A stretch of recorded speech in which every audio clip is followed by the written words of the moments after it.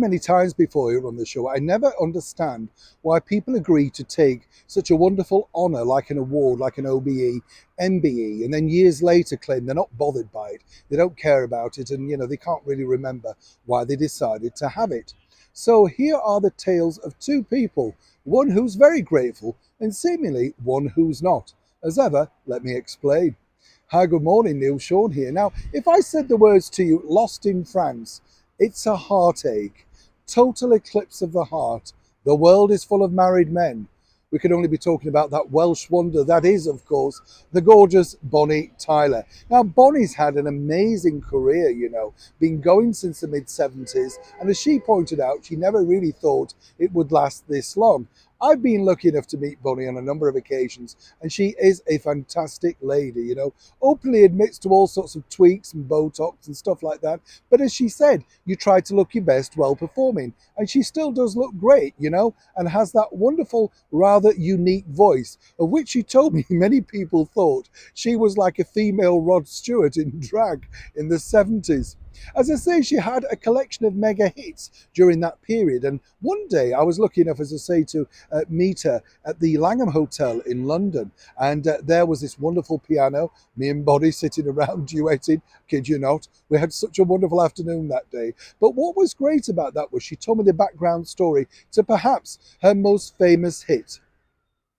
You know it, of course, as Total Eclipse of the Heart, the Jim Steinman classic. And she said that, Jim had got in touch with her with regards to this particular song. And when he played it for her over in the US, she thought, oh, this, it's not really a hit or whatever. She didn't really understand it because it was sort of a pop rock opera, wasn't it? A brilliant track, no two ways about it. Bonnie then, of course, went on to record it, and it shot around the world to #1, cementing her place in the Rock and Roll Hall of Fame, and now, even to this day, used at so many wonderful romantic events.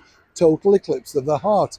And I said to her, what was the video all about? Because if you can't remember the video for that, it's a strange thing, set in some kind of boarding school with all sorts of ghosts and ghouls. And Bonnie, in her usual raucous laughter, said, honestly, I have no idea. I never understood the concept, but it was the 1980s after all.